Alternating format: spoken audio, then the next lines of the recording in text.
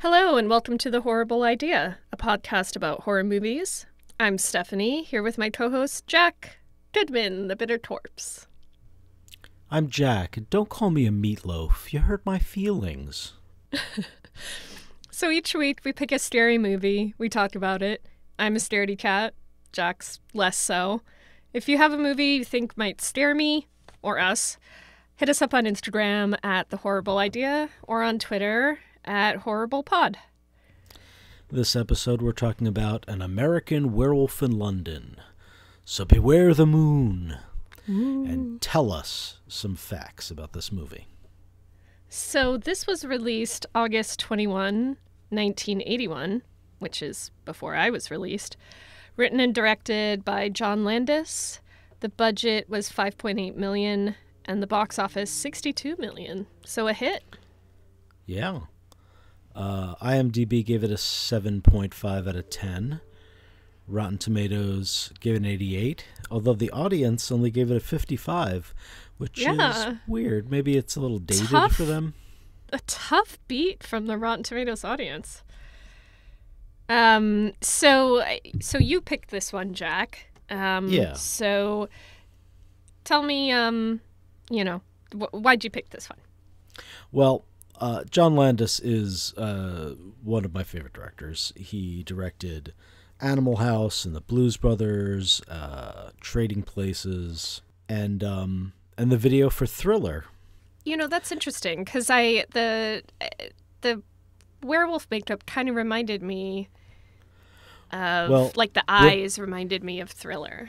Yeah, well, Rick Baker worked on the Thriller video as well with him. So, nice. Yeah, Rick Baker is like this, probably the most acclaimed makeup artist of all times, and he won.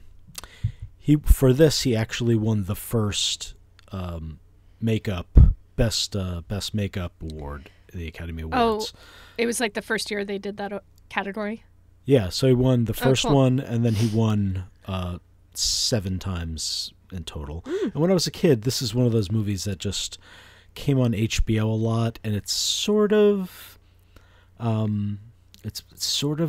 gorier than most, and has a weird sex scene.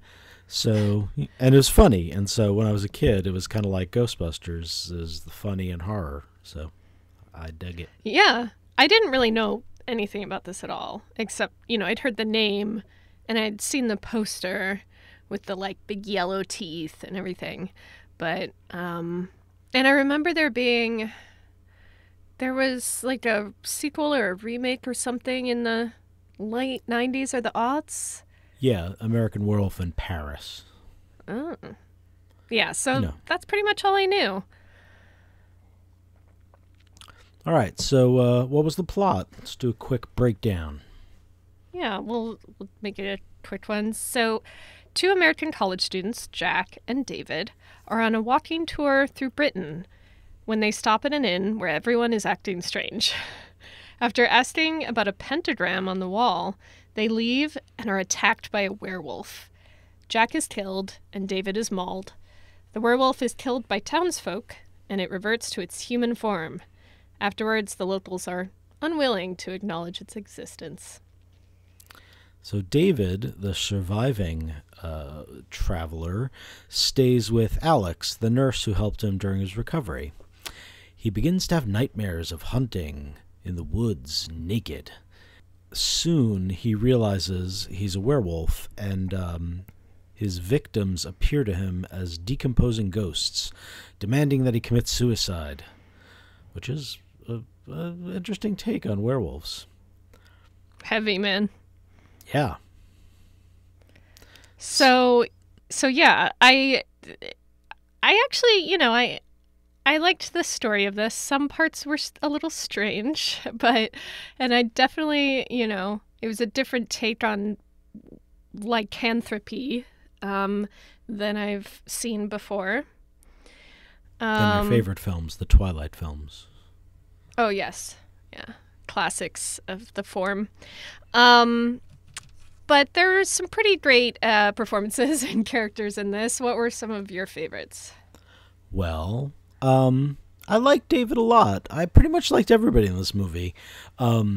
Jack and David, before the dismemberment and transformation, have a great, like, you know, back and forth. They're both sort of, I don't know if they're from New York, but I think they both went to NYU, so they're kind of like got this East Coast snarkiness. Right. Well, Alex, like, immediately after they have sex, finds his NYU shirt.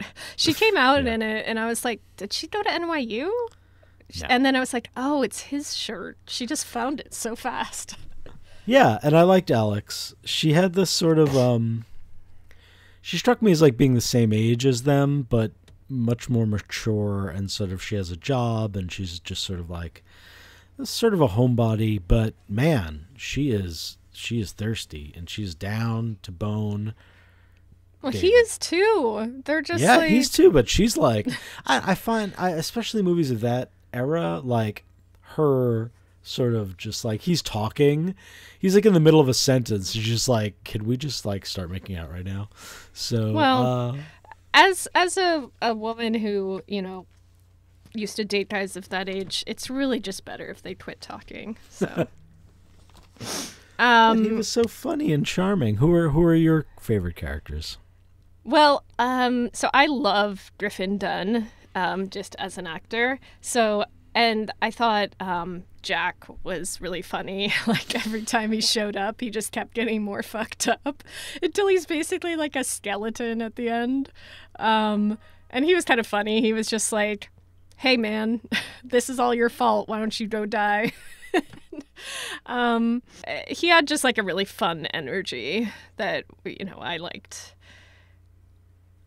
Yeah, and the dynamic of that was really weird and kind of jarring for me. I didn't remember where he's like, hey man, you have to kill yourself, okay? So you just need to kill yourself right now. Yeah. Well, and there were a lot of times when I like couldn't tell that the dude was dreaming, David. Right. Like, he's running through the forest naked, and I was like, oh, like he escaped and he's running around, and then he sees his hospital bed, and I'm like, oh, it's a dream. But the other characters I liked, and maybe this was something I missed, but there was a part where the doctor, like, somebody's like, oh, someone called for you, and he's like, tell him I'm dead, tell him I'm gone, I'm dead. And I was like, is that the doctor that shows up later that he's trying to avoid? Oh, maybe. I was just like kind of unclear on why he was so dramatically avoiding the phone call. Yeah. We kind of talked about this a little bit before in some like Amblin Entertainment, like Poltergeist, but I feel like John Landis is in that sort of greater Steven Spielberg, George Lucas world, and sort of this movie has a lot of that sort of nuance in it. Like, things are kind of wacky, but then all of a sudden serious shit will happen. But it's all sort of in that style. Right. So I did like, just like getting into the plot a little bit, I did like how this opened. It opened a lot like The Ritual, which, if we can make a small tangent, we recorded a podcast a couple weeks ago on The Ritual, a movie from 2017, and the ghosts of my computer and the demons of GarageBand somehow messed up my audio track, and Jack received a completely blank file. And then Zoom reverted my settings so that it didn't separate our audio tracks. So that may be the great lost episode of The Horrible Idea. And I mean, neither of us really love that movie, so maybe it's just as well. Yeah, the ancient spirits of the Norse god, maybe? Something. What did you call it? Like the horse god? Yeah. Anyway, so I did like the way it opened. It was really pretty, like showing like the English countryside. And it was really like picturesque. And then a thing that I did kind of know from this movie, or I didn't know about it, but there is a bar called the Slaughtered Lamb in the West Village. And it's actually one of the first bars I went to in New York because I was meeting a friend somewhere in the West Village, and I just saw it and went in, and the vibe was very similar. There were some regulars there that the bartenders were like talking to. They didn't seem that jazzed for me to be there. Whatever. They served me a drink and everything. No food, though. We don't serve food here. Yeah, and we don't have tea, but I'll make you one. No, so they were great, but it felt like a somewhat similar vibe. It was kind of funny. Yeah, there's a couple of movies that have a very similar sort of scene where two people go into a bar and they're like, everybody's being very weird to them. Like, opposite vibe of the 1970s Wicker Man, because they go into the bar, he gets an offer of sex, he gets a room to stay in. That's what I want when I go to an inn. It's like, hey, here's a drink, here's some food. Would you like to sleep with my daughter?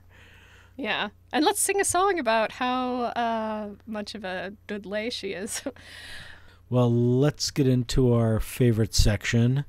Why'd you do that? Anybody home? Why did you do that? I'll be right back.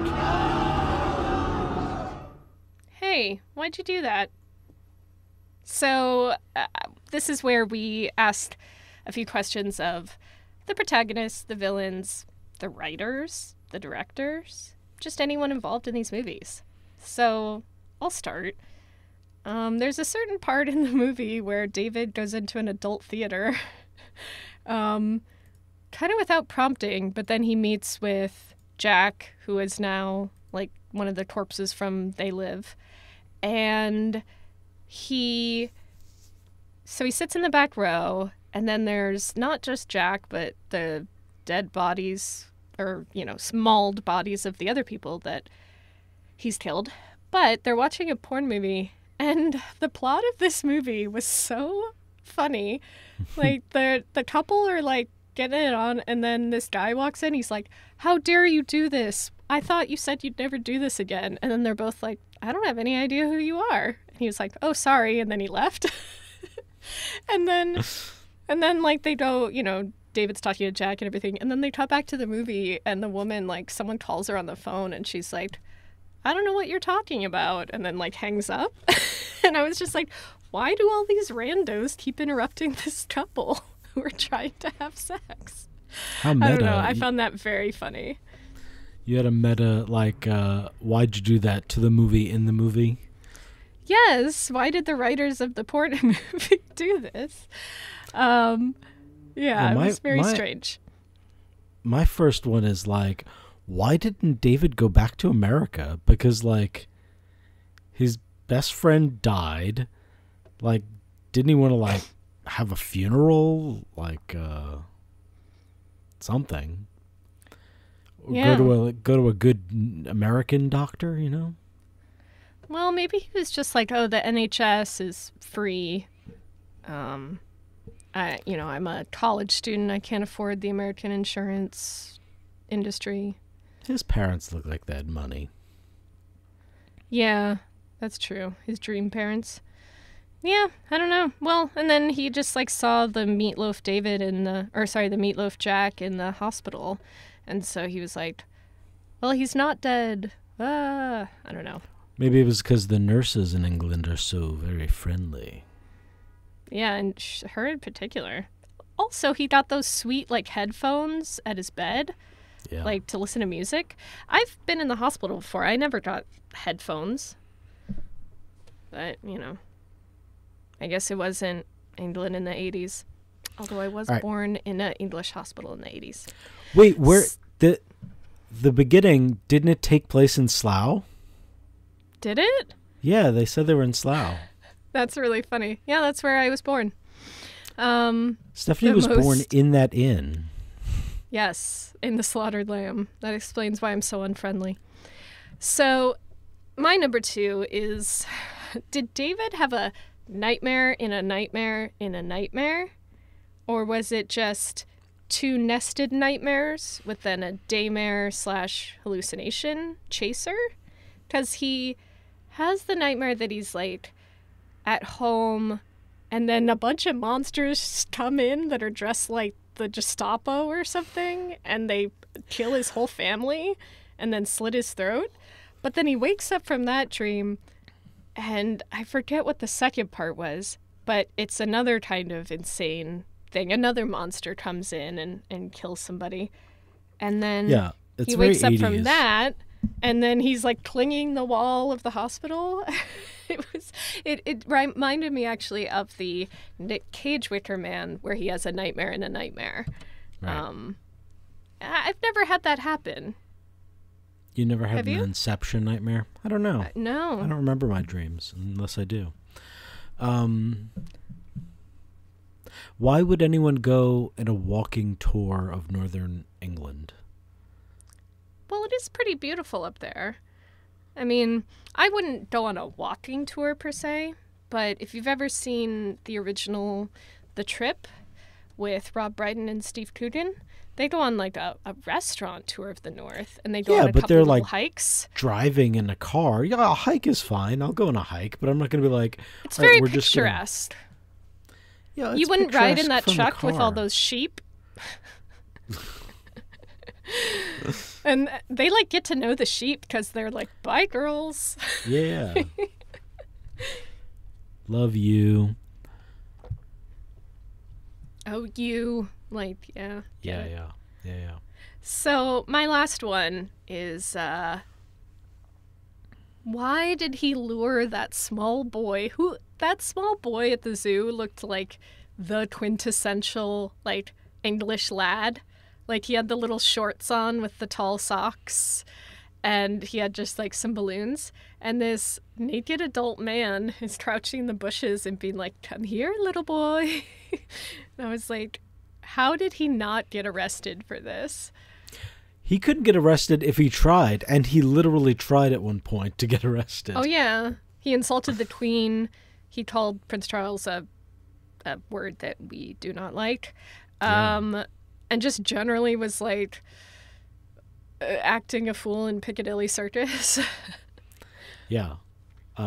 Which brings us to my last question, which is about etiquette. Bar etiquette. You go into a bar, everyone's acting weird. What do? You buy rounds, man. Buy a round on me. Everybody's going to like you. Yeah. I mean, my only excuse for them is maybe that they're like poor backpackers, but still, they go in there and then they start giving them this, the Inquisition, like, what's the pentagram? Do you have tea? Why are there candles? Like, all right, you just gotta be chill. Be like, do you guys have a daughter or something? Like, they're already not friendly. Like, why do you have to push it? All right. So I'm guessing this is going to be Griffin Dunn based, but let's go right into Stephanie's 6 Degrees of Cinema. Yeah. So this is where I start with someone from this movie and try to work my way back to them by bringing in as many cool movies as I can. So, Griffin Dunn, you're right, who I love. He was on a show on Amazon that I love called I Love Dick. It's such a weird and cool show, but which starred Kevin Bacon, who is, very relevant to this game. He was in Flatliners with Beth Grant. Beth Grant, one of the really great female character actors. She was in Donnie Darko with Drew Barrymore, where she uttered the line, Sometimes I doubt your commitment to sparkle motion, which is just top level. So Drew Barrymore was in E.T., directed by Steven Spielberg, and he produced Poltergeist, which starred Dominique Dunn, who is Griffin's sister. Yeah. I have nothing to say about that. That was wonderful. Yeah. Well, I figured it was fun to bring in a movie we've already done and keep it in the family. Isn't Griffin Dunn also the name of the guy who hosts the podcast? Griffin Newman. Griffin Newman. All right, I'm going to cut that part out. All right, and now on to my special segment, Jack's Pitch of the Week. Then I think I'm going to put a sound of a baseball. Oh, nice. It's a pitch. So my idea is that Alex, the horny nurse, during one of her and David's extended dalliances, got a little scratch maybe on her thigh. And so the next full moon, after he dies, she's going to become a wolf. And so the show is She-Wolf and her ghost boyfriends, because she keeps dating, because she needs to date. She needs to be out there, you know. And she tries to have a normal life, but she keeps killing her boyfriend every full moon. And so slowly her flat fills up with these decomposing apparitions who bicker, and you know, hilarity ensues. Writes itself. Yeah, I like that. Although I hope that she gets to keep that amazing gray pea coat in her werewolf form, because it was classy. She had some nice outfits, and I liked her flat. Yeah, it was cute. She was like, don't expect much, and meanwhile she has this very cute like 1-bedroom in London. Cottagecore, man. Yeah. So how does this werewolf sort of stack up against other werewolves in cinema? Well, it's head and shoulders above Jacob, the annoying-ass werewolf from Twilight, who is fair. Just like such an interloper and also imprints on a infant, and there's a whole weird thing. So I would say much better than that. Hashtag not Team Jacob. Yeah, no. The mythology was interesting. And I know you had thoughts about that. Yeah, so I mean, kind of like how a werewolf is made differs. Like sometimes you have to be born into it. Sometimes, yeah, the whole like if you get scratched by one but don't die, you become one. Seems like there'd be a lot of werewolves around. But they do such a thorough mauling of most of the people that I guess, I don't know. Who knows? I mean, there's Teen Wolf. That has its own mythology. That's true. He plays basketball. He doesn't kill anybody. Yeah, I don't recall, but I believe you. There's also the werewolves, not swearwolves, from What We Do in the Shadows, which I think has a similar thing. Like, if they're scratched but don't die, because, spoiler alert, Stu gets scratched and he turns into a werewolf. Well, they're making a movie out of that, aren't they? It's called Werewolves. Werewolves, yeah. That's been said, but I haven't actually...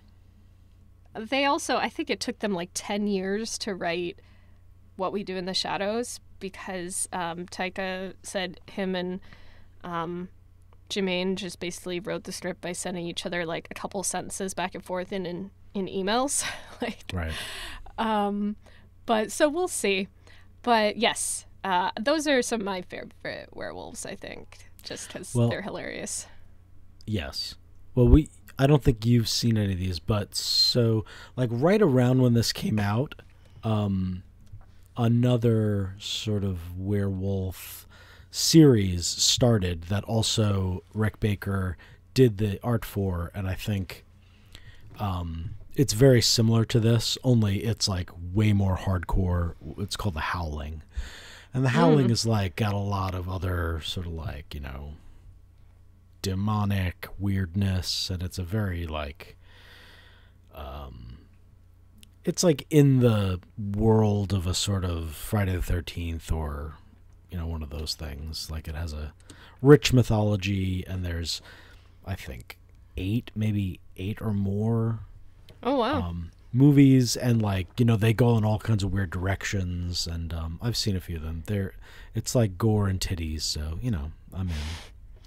Right up your alley. So what were your final thoughts of this?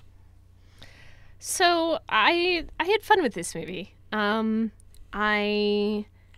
thought, I thought it was pretty tightly edited. Like, there wasn't a lot of, it's 97 minutes, so a quick watch. And also, like, not really any filler. It was, they arrived, they get attacked. I think probably the most prolonged scene is the love scene. But even that was, like, kind of fun. There were a lot of great needle drops in this. They probably spent quite a bit of money on the music budget. Bad Moon Rising. Yeah, I noticed all the movies are sort of fun moon-based things. Yes. It ends with Blue Moon. Yeah. And which I thought was kind of an interesting little thing. So, and then I thought the transformation was actually pretty good considering, I guess that's why Rick Baker's been so lauded, but I thought the transformation was actually really good. It's probably the best one I've seen using practical effects, which I really like, practical effects. So I thought it was pretty great. He, at the end, when you kind of see his full form, it kind of looked a little goofy, but not because of the makeup, just because he's like a weird werewolf and his face looks really small compared to his body. But like watching his face change and the first time you see him transform, the like full, like his hands and his feet, and just every time the camera cuts back to his full body, he has more hair. That was really cool. And I liked the dynamic between both Jack and David and between David and Alex. I think they both fell in love a little fast. I feel like it was like 24 hours and then they both said, I love you. And I mean, I know going through like traumatic events kind of tends to make people jump to those things, but I was like, slow it down, kids. You got plenty of time for that. Wait a moon cycle. Yeah, I was like, all right. But also my last nitpick is at the end, I was like, there was a whole firing squad lined up. Alex is right in the center. And somehow she doesn't get shot when they shoot him, which I was like, great sharpshooting skills, British police. Overall, I'll say scare factor. There were a couple scenes that I jumped at for sure, and the transformation and the gore was pretty gross and realistic, actually, like of the actual kills. So I'll say like 5. And then the entertainment factor, I'll give it an 8.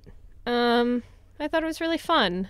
And, well-paced and great makeup. Yeah. What about you? Yeah, similarly. I was kind of charmed by it. The back and forth with Jack and David, before and after was really great, especially that first conversation they have in the living room when he's like sitting on like a recliner, and it's so like it's just such a juxtaposition. It's really great. But so I just did that little solo one with Ghostbusters, and I kind of see a lot of similarities because Ghostbusters is even more of a comedy than this is, but they kind of took the special effects and stuff super seriously, and so they had Richard Edlund do the special effects, who worked on Poltergeist, and Elmer Bernstein doing the score. So it had this like really sort of classic horror and epic movie backgrounds to like have these really funny moments, which made a lot of the funny moments really pop in both of these movies.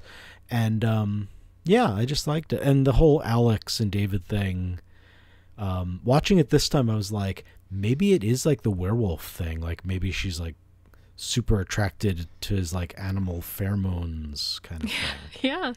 Yeah, fair point.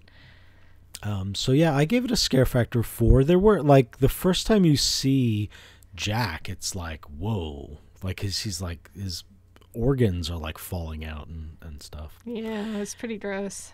And entertainment, I give it a 9 out of 10. I dug it. All right. Yeah, so, eat that, Rotten Tomato audience.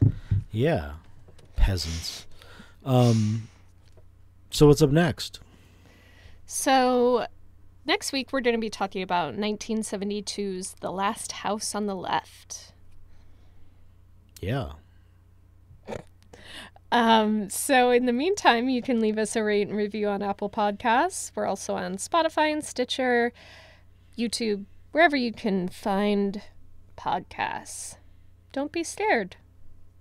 And if you have any interesting facts about Last House on the Left, or An American Werewolf in London or Paris, or anywhere where you find werewolves, American or other,